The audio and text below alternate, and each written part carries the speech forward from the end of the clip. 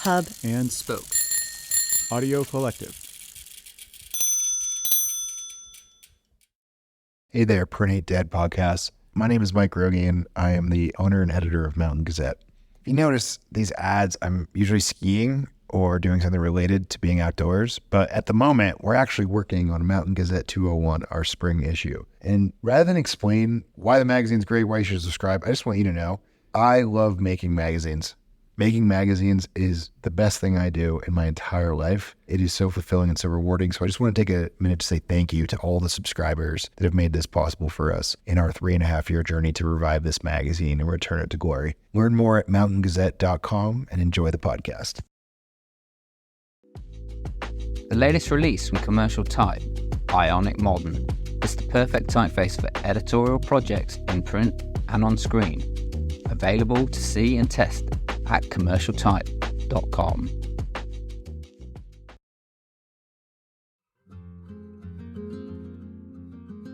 Here in the Green Mountains of Vermont, we print magazines. We're Lane Press, and we've been doing this since 1904. We don't print books, journals, or signs, just magazines. All of our equipment is made for that, and all of our craftspeople specialize in it. We print for prestigious colleges and universities, for business-to-business brands. We print regional, association, niche, and newsstand titles, and we would love to print your magazine. To learn more, visit us at lanepress.com.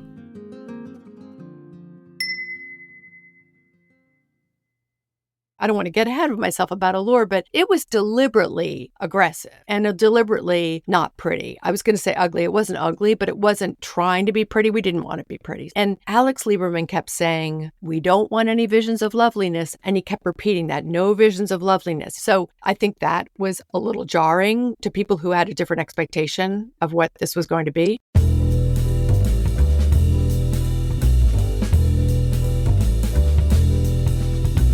This is Print is Dead, Long Live Print, a podcast about magazines and the people who made and make them. I'm Deborah Bishop. I'm Rachel Baker. I'm Maggie Bullock. I'm Patrick Mitchell.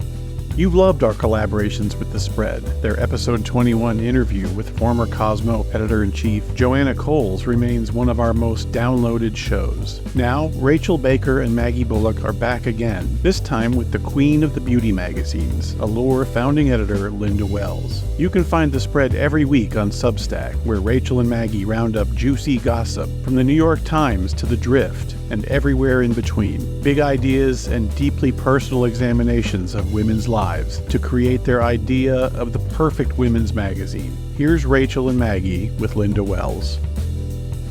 Picture it. It's 1991. You're sitting at your desk at the New York Times when you get a call from the office of Condé Nast Alexander Liberman. Alex wants to meet you at La Grenouille for lunch to discuss an opportunity. Newhouse has decided to launch the first ever beauty magazine, and he thinks you're just the woman to make it happen. You're 31 years old. The canvas is blank. The budget is endless. What's your move, Linda Wells?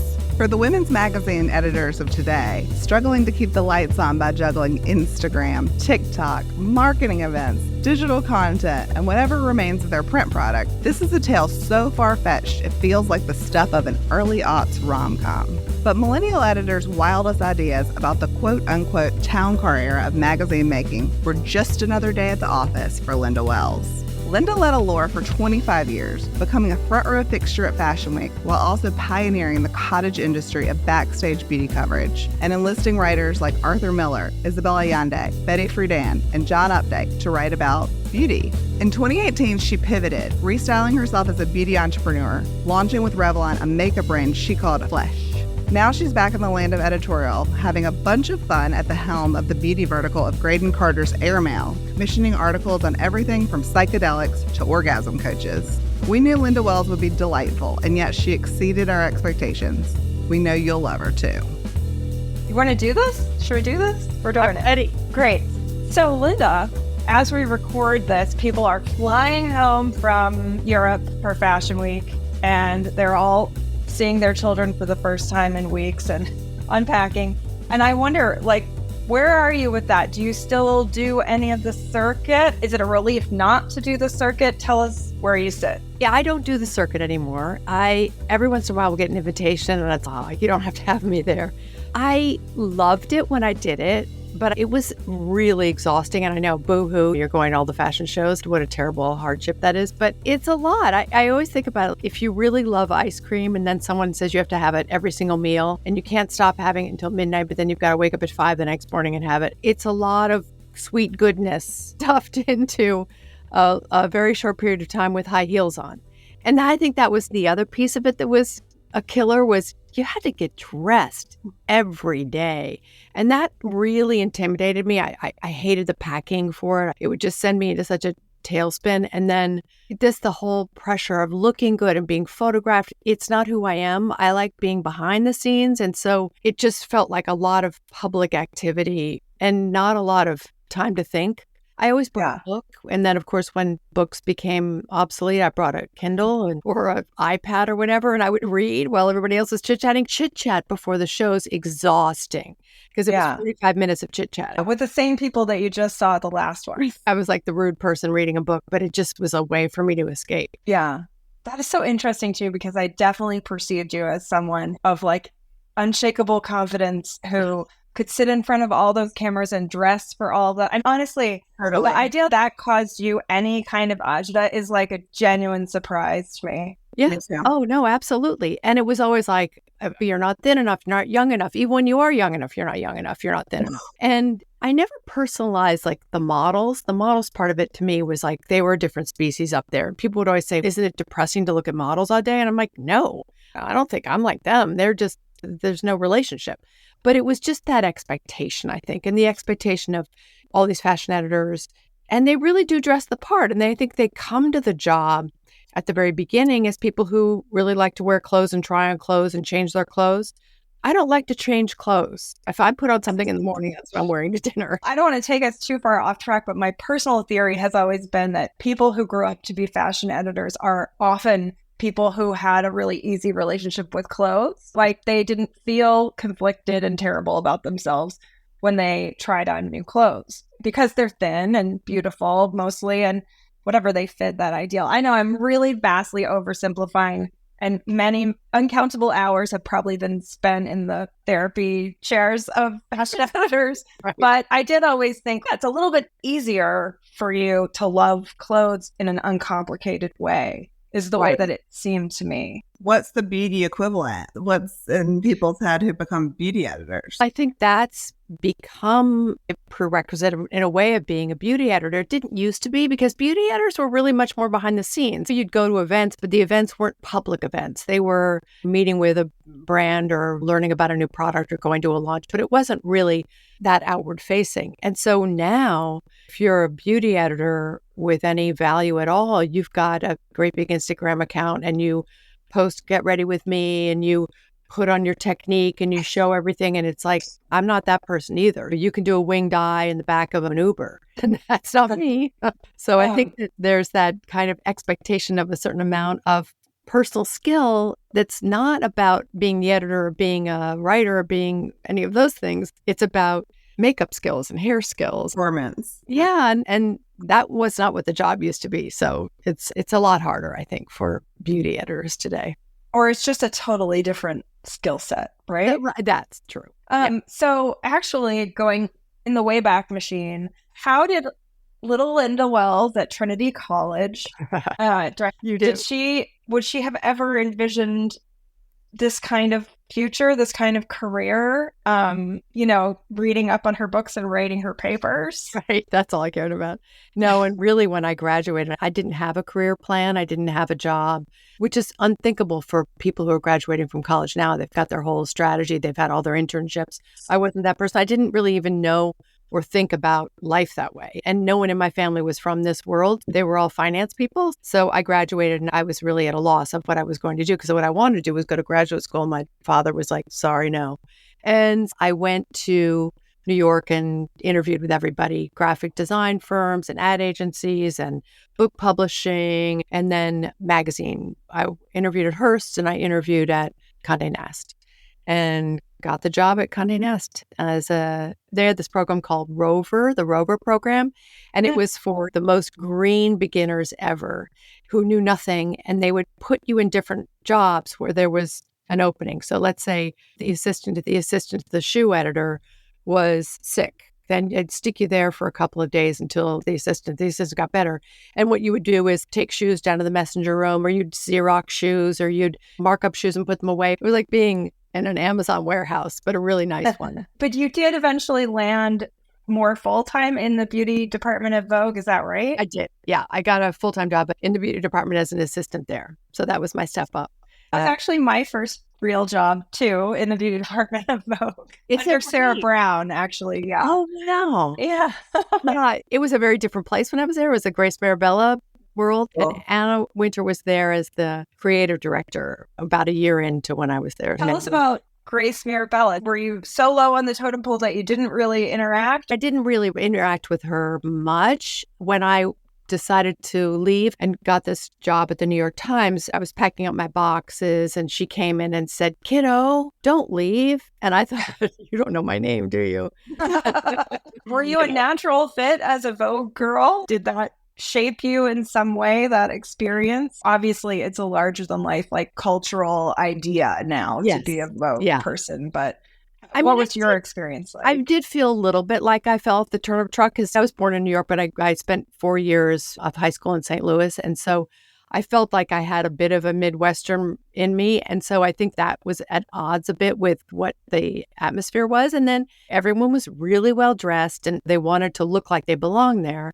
So there was that part of it that felt at odds. And then the funny thing about this, and I don't know whether you experienced this, Maggie, but being an editor at Vogue, and even just at the lowest level, an assistant at Vogue, there was the assumption that you had to live and breathe and act as if you were the Vogue reader and the Vogue editor all rolled into one. So I became the biggest snob ever about little tiny things.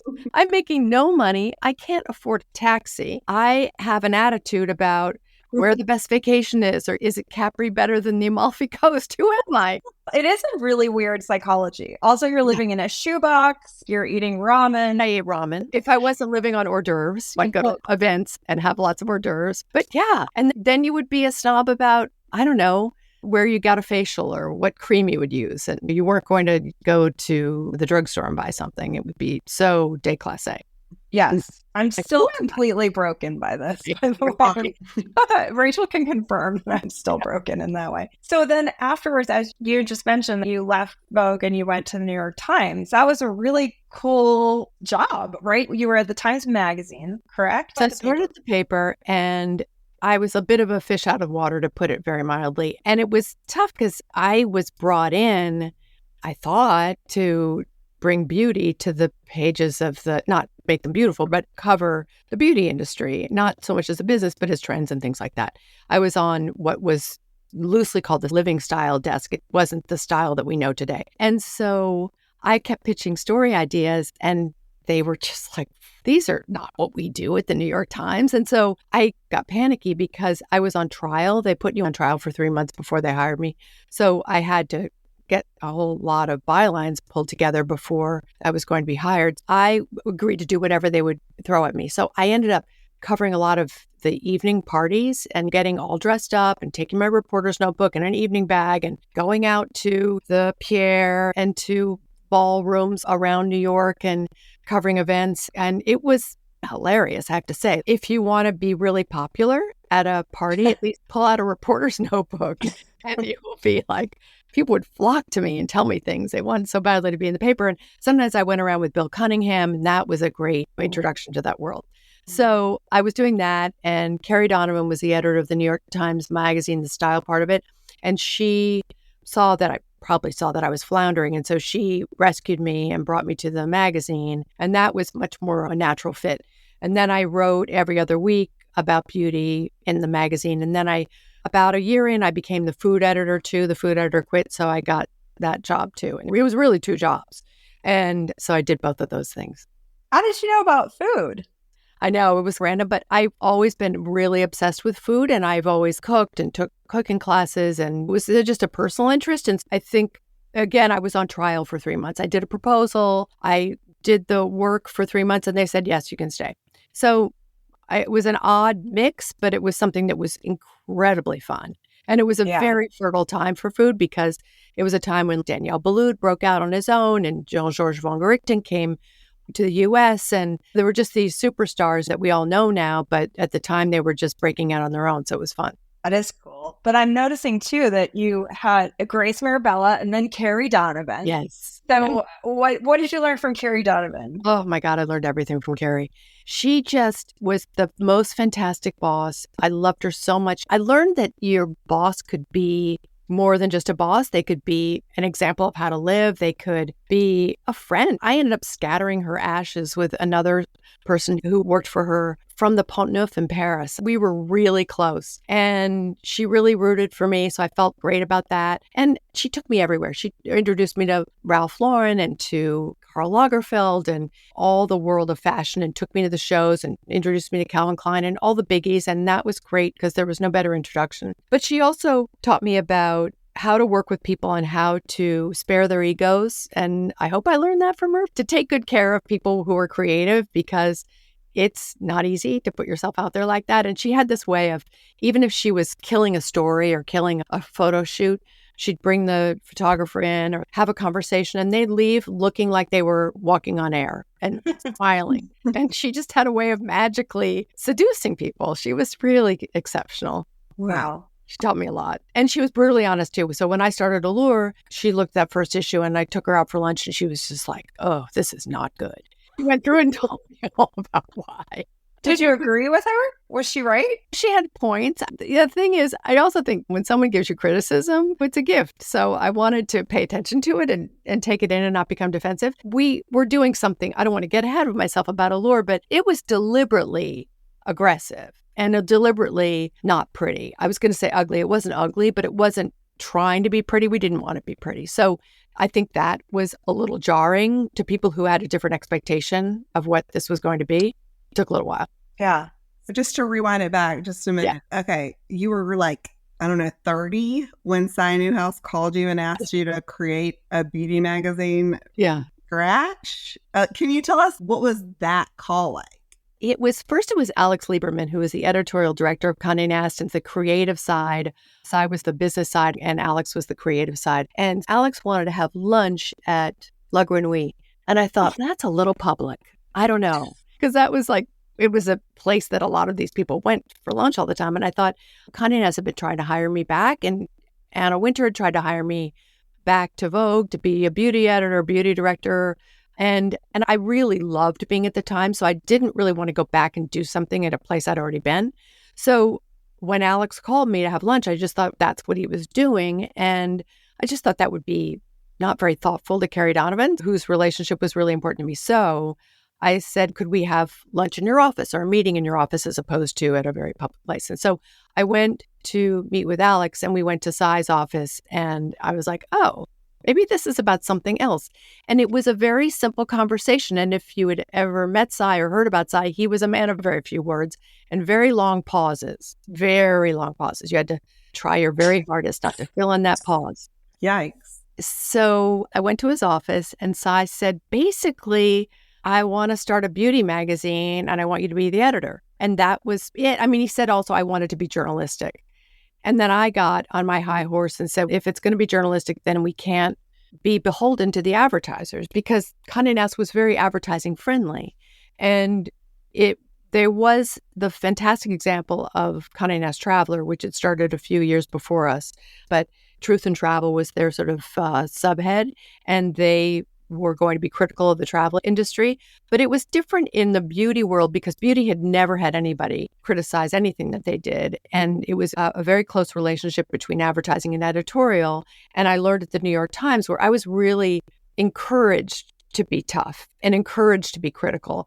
And when the big companies, all the big beauty companies would complain about something that I did or wrote, usually the top editors would come and congratulate me. My bosses and Abe Rosenthal, they were thrilled. Good, go for it. They wanted it to be tough. It was a different scenario at Condé Nast that didn't really have that approach to these subjects. And also, it was our advertising was going to be beauty. So unlike The travel magazine, not all of its advertising was travel advertising. A lot of it was, but not all of it. But for us, we were going to be critical of the very people who were supporting us. So that was a bit of a process to figure out how we were going to do that. Wow. My next question was going to be, what kind of hoops did you have to jump through to ultimately get the job?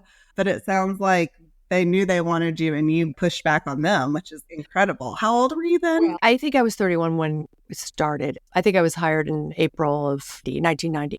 So yeah, I wasn't really pushing back. Of course, I was going to take the job. I'm not crazy. It was the chance to start your own magazine with the support of Condé Nast, which is, there's nothing in the world like that kind of financial support and also support for you as an editor. They just really stood behind their editors. It wasn't so much that, it was just, let's be sure that we agree what this is and what this means. So I didn't say yes to the offer in that room that day, but I did later that very day. So I was thrilled to be there. What was happening in the beauty world at that time that made Cy and Alex be like, we got to do a beauty magazine and we need Linda?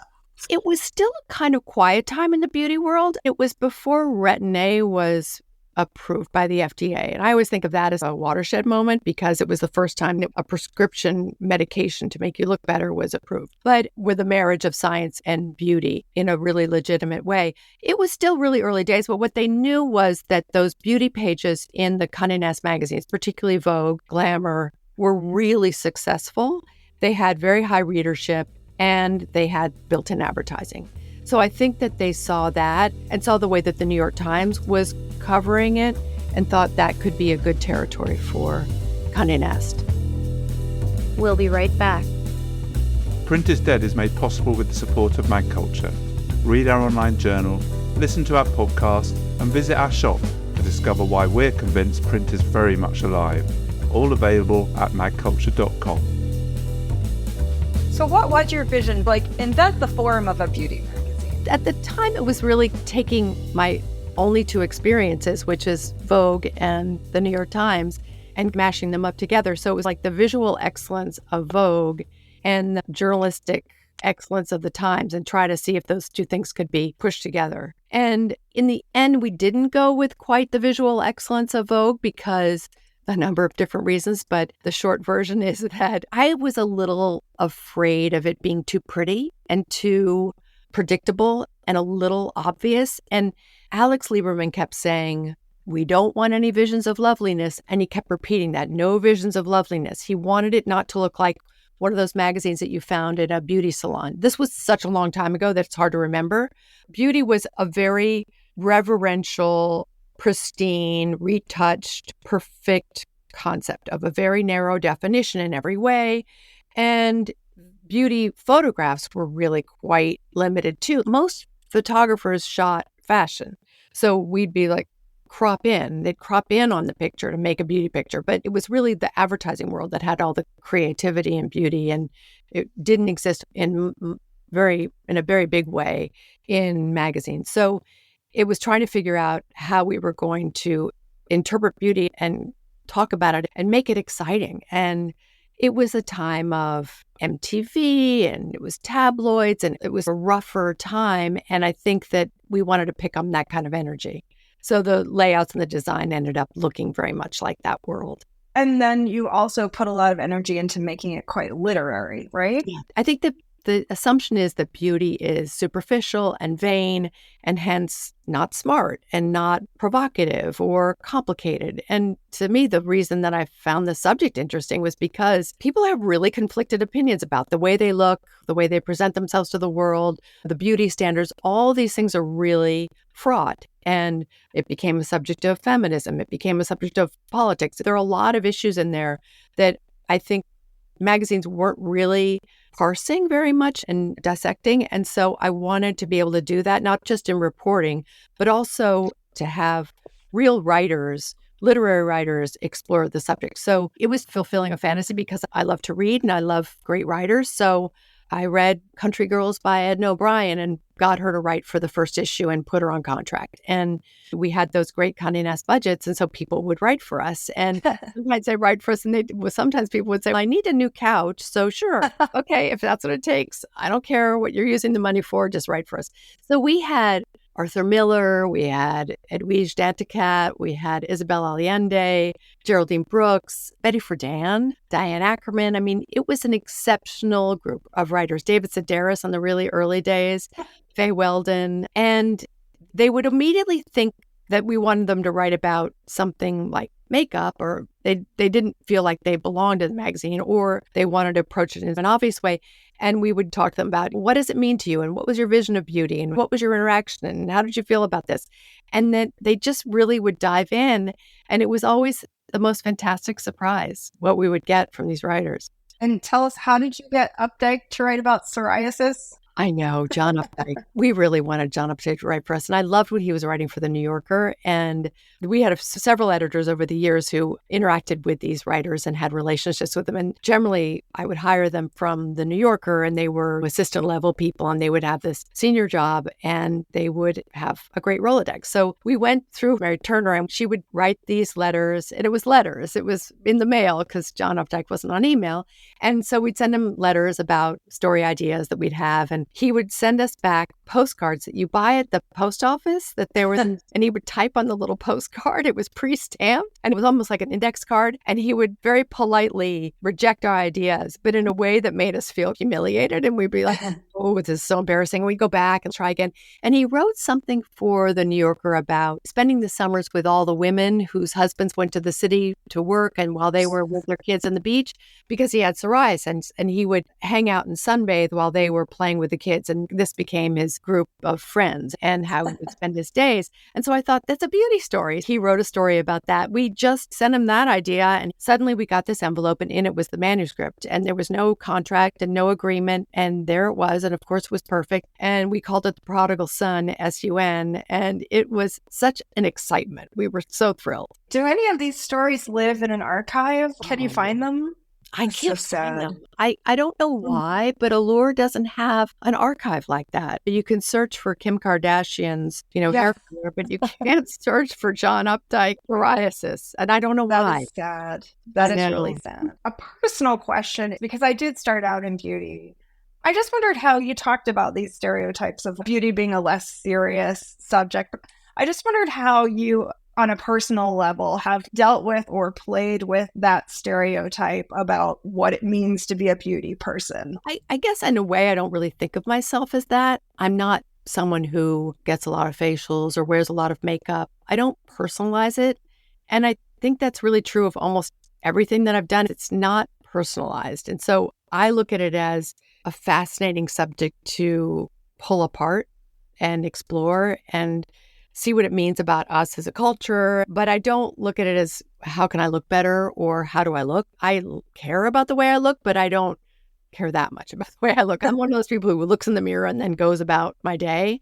And I feel sorry for people today because everyone's on Zoom and they're photographing themselves. And I think there's a requirement now in the beauty world to be a beautiful person in a literal way. And that's not fun, and I'm not young, and none of that bothers me in the sense of me doing my job. So these last couple of months, there's been some chatter about the town car era of magazines, and you landed at Condé Nast as an editor-in-chief right in the middle of that. What do you make of that image that everybody's talking about once again? The hilarious thing is everybody was talking about it all the time. I would laugh, and I'd like every profile of every editor would start, and she steps out of her town car and her high heels go clickety-click across the sidewalk. And I'm like, here we go again. And it was a great time. It was a really fun time to be an editor because Condé Nast took care of us. Newhouse believed that we should be living like our subjects and out in the world. And so the indulgences were many. And it was almost as if you were looked down upon if you didn't take advantage of them, if you didn't spend enough money. And it was like you were not rewarded for having a tight budget. Eventually, yes, that was important. But in the first 10 or 15 years I was there, that was not the attitude at all. It was excessive. And what were the perks? Will you tell us? Did you get interest-free mortgage? I had an interest-free mortgage. That was really great. I mean, then eventually, I had to pay it back. That was shocking. Everything isn't free. And so, yes, I had an interest-free mortgage. And it was funny because when I got there, I didn't know any of these things. And I was coming from the times where you didn't get anything. You didn't, for the most part, you didn't take a pen home at night. I got there and I didn't know this until well in. I got a call from Human Resources and they said, oh, we have a car for you, meaning car for me to have to drive, not a town car, which, yes, I had that town car thing. So I was like, oh, that's fantastic. It was a former ad director's car and she left. And so I got her old car. And I thought, this is the greatest thing going. And then people were like, you're crazy. That's someone's old car. You should be getting a new car and you should be getting a better car because you're an editor-in-chief. You don't stick around for this Hyundai thing or whatever it was. I thought I died and gone to heaven. I was so happy to have a car. And I didn't know really what was available to me. But once it was available to me, believe me, I went for it. So it was trip to the Concorde and Michael Jackson was on my flight one time. And it was rooms plural at the Ritz when I had kids. I brought my kids to the fashion shows and the nanny, and we all holed up at the Ritz. And I had a bassinet that used to be someone else's bassinet, and then I'd keep it in storage at the Ritz, and then I passed it along to another editor at another magazine, and it was extreme. I remember one time the CEO, Steve Florio, was supposed to moderate a panel discussion in Detroit at Chrysler. And the last minute, he decided he couldn't do it or he didn't want to do it. And he called me begging for me to do it. And I was like, okay, sure, I'll go. And he said, I'll fly you there in a private plane and I'll get you anything you want at Prada. And I said, fine. And then I was on Northwest Airlines. I'm like, who are all these people? This is not a private plane. So, and then he was like, not available to go with me to Prada for shopping. Now, can you imagine going with the CEO shopping at Prada? But then I ended up saying, why don't I do this? I'll just go to Prada, I'll get something and I'll send you the receipt. But that was like kind of the grandiosity of it. And I remember one time there was an advertiser who was very unhappy about what we had published in Allure. And this happened all the time, by the way. Unhappy advertisers all the time. And that's the consequences of being a journalist in this field. So this advertiser was a part of a huge organization, a very big beauty company, one of the largest. And he decided he was angry. We wrote a story about, does hair dye cause cancer? And we did all this research, and the research said that it did not, that it was clear. And so it was a lot of just apocryphal rumors and things like that. He was so angry that we even asked the question. He said to me, I'm going to destroy you and your magazine. He called me to tell me that. So he tried to get all of the beauty companies in the U.S. to band together and to boycott Allure, no advertising, no editorial coverage. He was going to put a stop to us. And so this culminated in a meeting that he decided to have like December 23rd. Maybe it was the 24th. And my whole family went down to the Caribbean on vacation with my little kids and my husband and the nanny. And I was in New York meeting with angry advertisers. The CEO, Steve, felt so terrible about it that he sent me down to Antigua on a private plane. I had a much better experience. I was like, I did my work and I got to Antigua without it. It was fantastic. And they didn't pull the advertising. And it turned out that the advertiser was retiring on January 1st. And so this was going to be his last act. But as I walked him to the elevator after we had this meeting, he gave me a kiss on 2 cheeks and happy holidays. And I was like, what are you talking about? You went after me. And tried to get the whole industry to go after me too. That was cute. Just cute. So cute. You launched in 1990, right? 91 was the first 91. But I was starting to work there in 90. Yeah. So you were right where you needed to be when this whole era of the celebrity really took off. The idea of celebrities on the cover of the magazine instead of the models. What was the turning point or the point at which you were like, whoa, we've entered a new phase? Does that stand out in your mind? Yeah. It was because we were very much wedded to the model. I came around when the supermodel was hitting its peak. And so that was really exciting. It was like that moment where Gianni Versace was alive and had all the girls on the runway at one time and the power of that whole group. And there was nothing better than if you could get Linda on a cover and Cindy and Christy and Naomi. It was that really great moment of beauty and models and larger than life characters. And while that was happening, the actors were really downplaying beauty and wearing Converse high tops and big dresses and no hair and makeup. It wasn't a time of really glam squads and things that happen now. So then InStyle came along and really made celebrity their identity. And they were having huge success in it. And you just felt the balance shift. And I think it was partly that the designers became uninterested in the supermodels in the same way because they felt that supermodels were getting too much attention.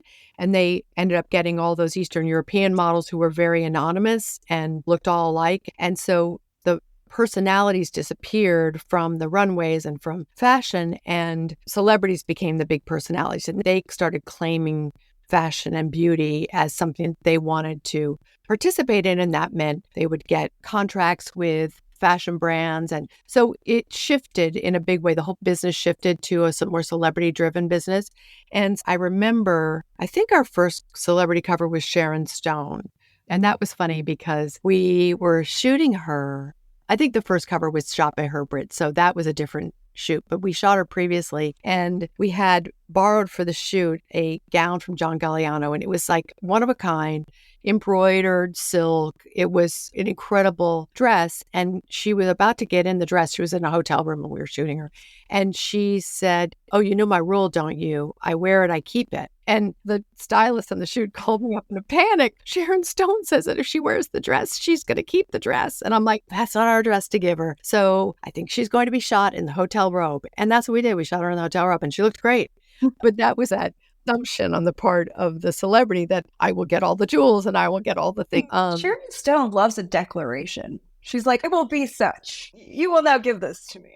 And also, on the other hand, nobody wears a robe better. Your backup plan was good. The downside of the celebrity was the celebrity profile. There's only so much you can say after a while. When everyone's covering the same people, there's just not that much more to bring to it. And one of the things that we started doing, and it started out as an accident, but we found all these pictures, I think first with Helen Hunt. We found all these pictures of her as a child actor and all through her days. And we brought them to the interview, and she looked at them and she commented on them. And that became our point of difference. And it was a moment of unrehearsed reaction. And it was a reaction to the way they looked, which is what we cared about at Allure, what they were wearing and what their hair was and their eyebrows. And there was always a comment, and the comments were funny. And so that was just an element of humanity that didn't exist in a lot of the profiles. I think that GQ would get a great profile, but for the most part, it was very much a standard phoned in kind of predictable. I loved those things. I still love that. They were great. Technique. It's such a smart way to crack them open. Yes. Yeah. And it was always surprising to me when they wouldn't expect it. And a few would get angry when we'd bring the pictures out. "I'm not doing this." And I'm like, we do this in every issue. Who's not telling you? Someone's got to prep you. But it was really fun. And one of our best profiles was when Judith Newman went out to interview Britney Spears, and we'd photographed her first, which usually didn't happen. We usually got the story first and then the photograph. So we'd photographed her first. And so we were stuck. We had to run this thing. And every time they were supposed to meet, Britney would cancel, and Britney would cancel, and Britney would cancel. And Judith was there, and then she spent another day, and she spent another day, and she lives in New York. She called me, and I was like, "Can you stay a couple more days?" And she said, "Can you pay for my divorce?" So I said to her, write the story, Frank Sinatra has a cold. It's the story about celebrity for the celebrity who doesn't show up, the sort of empty vessel that celebrity actually is. And she wrote such a good piece. We'll be right back. Print is Dead is made possible by the support of the Society of Publication Designers. The SPD powers the future of visual storytelling, setting the standard for editorial excellence and shaping the future of visual culture. For more information, visit spd.org. This feels like a bumpy pivot because we're talking about the highs, but can you tell us about the day when you got fired from Allure after so many years there? What was that like? Actually, the funny thing was, it was surprising. Working for Condé Nast, what should never surprise you is that you will someday be fired. People were fired all the time. Magazines closed. I remember people saying, I was abruptly fired. And I thought, what other way do they do it? And I know the famous Grace Marbella was fired, and she found out when she was watching Liz Smith on TV, some gossip report on local TV. It's never pretty and it's never easy, but I didn't expect it. And then again, of course, it seemed like it was time. I probably should have left before, but I didn't want to. I really liked it. And so I remember going back to my office, and it was handled very strangely because they said they were going to announce the new editor at a certain time. And it was like, I would say it was in a half an took I was like, uh-oh, that doesn't give me very much time. And, yes, you can stay and you can move up to the floor with all the executives and you can be on that floor and you can do whatever. And I thought, oh God, I don't want to do that. But I wasn't really thinking because it was such an out-of-body experience. So I went back to my office. I saw Paul Cavaco, who was the creative director and my work husband and who I adored so much. And I was like, I was just fired. He's like, what? So I said, we have to get everybody in the conference room immediately. And I went and told them, but I had no time to think about what I was going to say and how to prepare. And I was still in shock and people were crying and it was terrible. I felt like I was abandoning them. And I'm sure that they knew that this meant that it wasn't going to be so great for them either. And this had followed a lot of budget cuts. And before I was fired, I was asked to fire certain people who were paid a lot. And I thought, they're doing a good job. I don't really feel like I want to fire them. And I'm sure they thought she's not going to be the right person to do these cuts, but I'm glad I didn't fire them. Can you imagine if I fired them and then I was fired? And then it was like, why did I ruin people's lives who I felt were really great people? So I was spared that. And then I went back to my office and I thought, oh, I've got this full inbox. And then I was like, wait a second,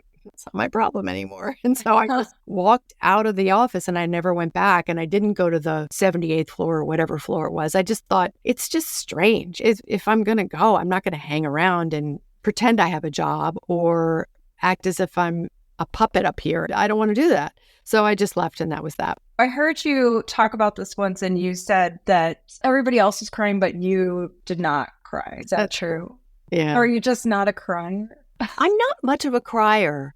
Although if you get me on a TV show with a good song, I could fall apart really easily. But no, I am a bit of a stoic, and I think that it seems as if I have no emotions maybe, but I'm very placid on the outside, and then inside I'm thinking about things. But no, I didn't cry. There was a moment where I just felt terrible for everybody, but I didn't cry for myself.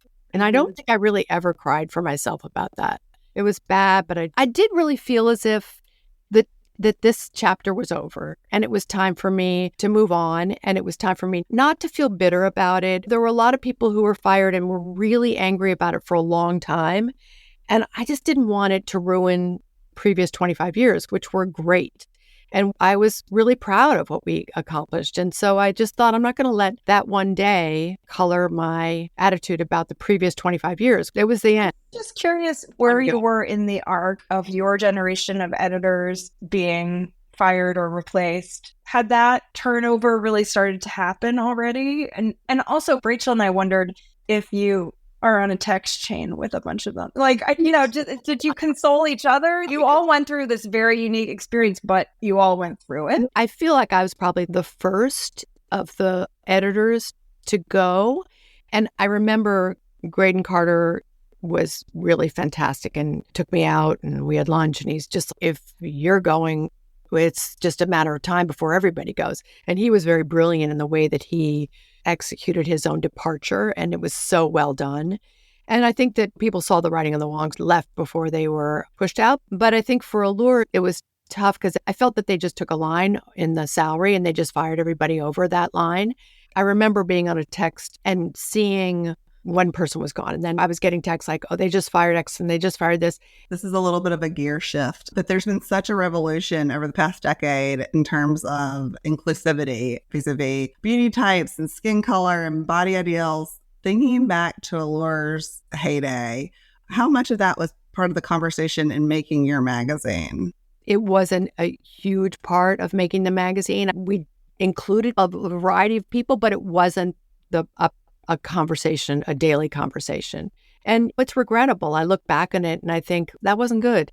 And I think that we fell into the same concept of what beauty was, and it was a narrow definition of what beauty was. And there were incidents like we did a shoot once where we had all these models lined up at a sink and they were wearing like what's now thought of as Skims, but they were not Skims at the time, but it looked like that kind of beige underwear, all lined up at a sink. And there was a dermatologist there and it was some kind of concept.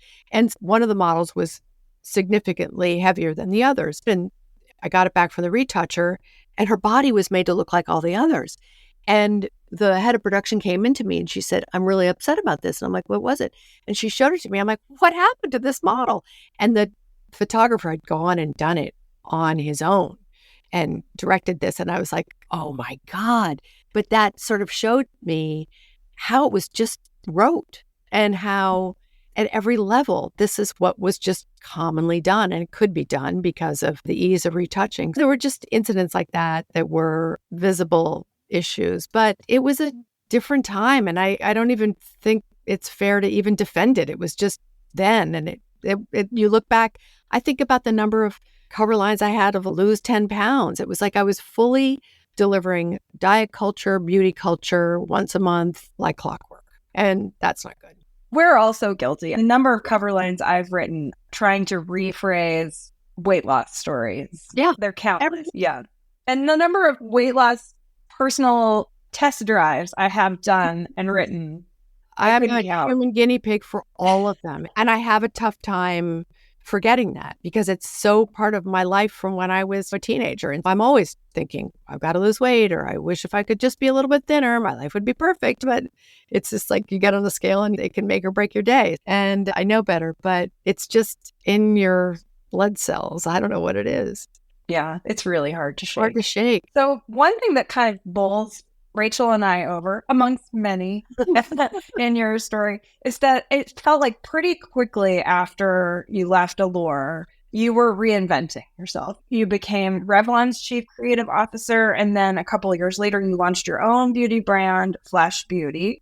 This is a podcast called Print is Dead, and we're very much focused on that side of things. Obviously, now you're back on the editorial side. What's your kind of post-mortem on switching to the other theme for a while? And did you like being over there, or did you long to be back in editorial land? It was such a great experience in terms of just learning something completely different, something I thought I knew, but knew from the outside and didn't know anything about from the inside. And in some ways, I wish I'd done it 20 years earlier so that I had that perspective, because it was fascinating. It's a different orientation, a different world.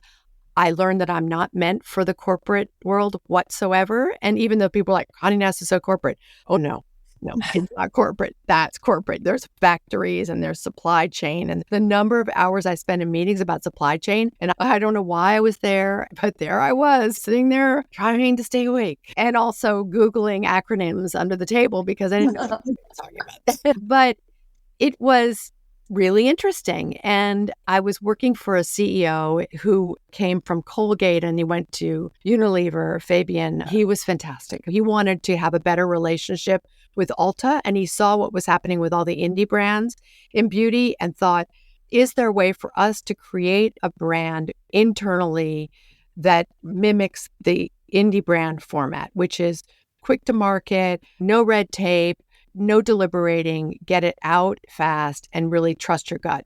So I raised my hand to do that. So it wasn't really my line, but I hired a makeup artist, I hired a designer, and I went with the makeup artist to Italy, and we created the formulas, and now I created the concept, and we created the names and named all the products and made the identity and worked with our social media person to create an identity on Instagram. And it was so insanely fun. And that was a success in terms of what was asked of me. The challenge was that, but Revlon, they didn't work this way. They weren't in the prestige business. And it's a different business that requires a different kind of service in the store that you have to pay for. It requires marketing, merchandising, all these things that it just isn't, you set it up and then the people come. And it's a new brand. So it was really doomed from the beginning, honestly. We had too many products. We didn't have a D2C presence. Everything that indie brands were doing, Glossier or you name it, was not the way we were doing it. We came out with something like 160 SKUs right off the bat, which is an insane amount of stuff. But what I cared about was the quality of the products and the way they looked and the way they sounded, their personality. And I love them. And I still have them and I still use them. I love those products. And they were great. I love the name too. We love Flash. I know, it was so outrageous. And we named one lip gloss Moist and people were just losing their minds about it. And we just had so much fun. It was so much fun. So tell us about Airmail. You launched the beauty vertical Airmail look last year. What was the mandate from Graydon there? He brought me in to write about beauty and wellness for Airmail. And he is the greatest boss. He and Alessandra Stanley are the greatest bosses because they just let you do what you do. And sometimes I feel like my mission was, can I scandalize Graydon with this next story? Yeah. But he's pretty unscandalizable, if that's a word. That was going along well. And I think the stories are really well received. And I think that was a big thing. And again, there's a built-in advertising interest in the subject. And he saw that this subject is just exploding. And so we started having conversations about what that would look like and how it would be. And he came up with the name, Airmail Look. And then he very generously had me work with a deputy editor from Airmail, Ashley Baker, who was my partner in crime and so much fun. And we talk every day. And we just came up with a lineup and off we went. And I have the art director and the creative director from Big Airmail. We call it Big Airmail because we're little. And then we have a photo editor who I knew from the Vanity Fair days, Susan White. So we have this incredible talent. And no one's full-time on Airmail Look, but we put our heart into it. It's enormously fun. We just laugh about, should we do this story? And we've got these outrageous stories. You can really feel that as a reader. Yeah. Even like skimming the headlines this morning just to refresh my memory, I was like, oh, that's hilarious. What's your favorite story you worked on recently? The story about the orgasm coach. There was nothing better. I don't know if you saw that one, but it was so hilarious. So a friend of mine, Lisa Eisner, was telling me, oh, there's this guy in LA and he teaches women how to have orgasms. I'm like, say no more. I have this fantastic editor who's working with us, Lauren Bands, who was at GQ and she's a TV writer. And so the spread loves Lauren. Oh God, she's so good. I love her so much. So she was available to us because of the writer's strike. So we brought her in to be an editor and she knew a writer in LA who was willing to do it, another TV writer. And so this woman went off and had a session with a man called the O-Man. He was a physical trainer. He became an orgasm coach and she paid $800. It was a low price because it was like a holiday discount. And she had 2 hours of orgasms. I don't know how many there were, but I would say probably safely 40. Maybe that's an exaggeration, but it was certainly over 20. She was exhausted, but it was hilarious.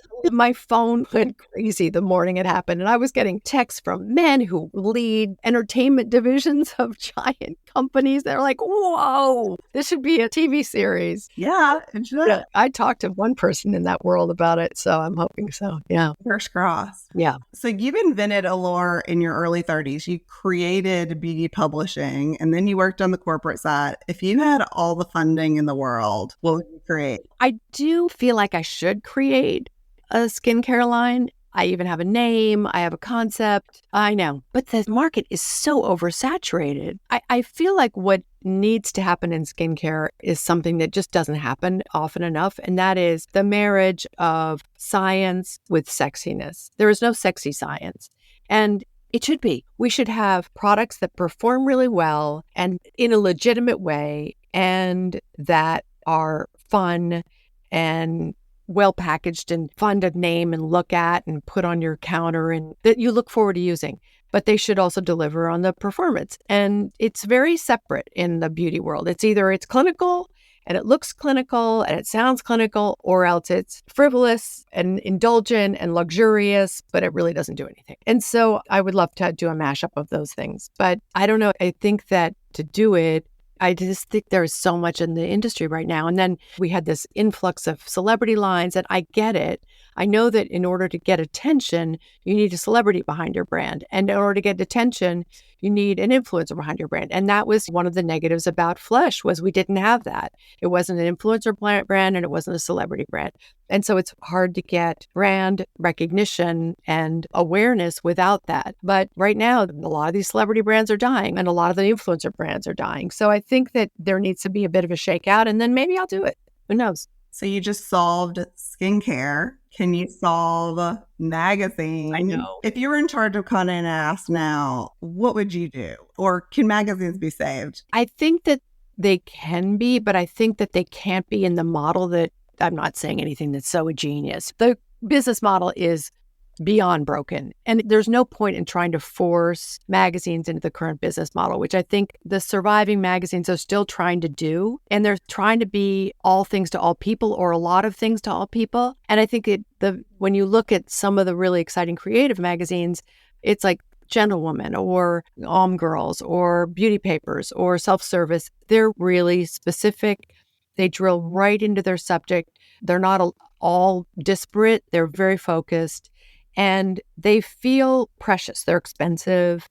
and they're on really good paper, and they don't come out every month. So I feel like in a dream, it would be having a lot of little magazines that speak to a smaller consumer, and then maybe have more to it than just the magazine. You look at Home Girls and they have clothes, or you look at self-service and they have exhibitions. Is there another something that they could do? Airmail has these newsstands, and they're opening another newsstand in March. And what does a journalism brand selling products look like? And can that be done? And it's breaking the old habits of selling a lot, having a lot of advertisers. Get one advertiser. The airmail model of having a single advertiser per issue is really attractive. It's a very luxurious experience. The advertisers are the absolute highest luxury, and it looks good for airmail and it looks good for the advertiser. It's a really happy marriage. And so that to me is like a really good solution. And doing fast on digital, but it's like slow food, keeping the slow part of it be the magazine and the contemplative part of it and the more artistic part of it or creative. There's probably no money to be made there, but I think you just articulated the future of spread media. Are you ready, Maggie? Let's sidebar about this later. In the meantime, I have a very important question. So actually, our final question for you is, we bet that people ask you beauty questions all the time. So what is the one that you get the most? the one about the neck. Everybody asks me, and that's probably my age too, but really the question I get more than anything else is, I want to get my eyes done. What should I do about my neck? Nora Ephron hit it when she said, I feel bad about my neck. That's every woman who's ever been on a Zoom call, unless you're under 35. So I think that's the thing I get. And I have one friend who is in the film industry who texts me once a year and says, who should I get to do my eyes? And I have to go back in my file and look who I sent her last time. Hey, you should go to this guy. And we just repeat it. It's like Groundhog Day every year. So it's all about plastic surgery. It's about injections. It's about lasers. I went to a dinner party on Friday night of extraordinarily accomplished women, and that's what they want to talk about. And I was talking to Anna Devere Smith at this party, to drop a name, but she was like, why isn't there a Kennedy honor for beauty? I'm like, yeah, pitch me that. You can find Linda Wells at Airball Look and on Instagram at Linda Wells NY. And don't miss out on the best reads of the week every week at The Spread on Substack. If you'd like to connect more deeply with our guests, be sure to visit our website, where we have complete transcripts of all our interviews, along with portfolios, archival photos, links, and other great information. Visit longliveprint.co/interviews for more. Print is Dead, Long Live Print is a member of the Hub and Spoke Audio Collective, a nonprofit association of audio storytellers dedicated to promoting and sustaining high-quality independent podcasting, including Out There, a podcast that explores big questions through intimate stories outdoors. The race is called infinitus, but in my head, I call it infinitis, like an inflammation in your infinity gland.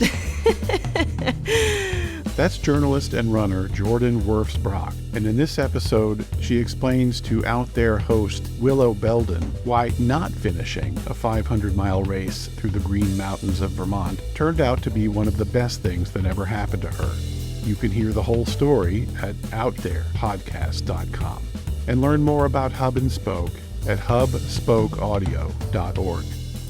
Print is Dead, Long Live Print is made possible by support of listeners like you.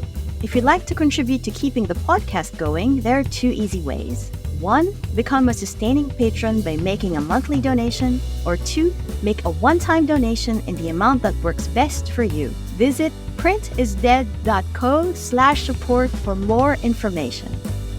Print is Dead, Long Live Print is a production of Modus Operandi Design. For more information, visit our website, printisdead.co. Or if you're an optimist, longliveprint.co. Follow us on social media at printisdeadpod. Please give us a like and a review on your favorite podcast app. It really helps. Thanks very much for listening.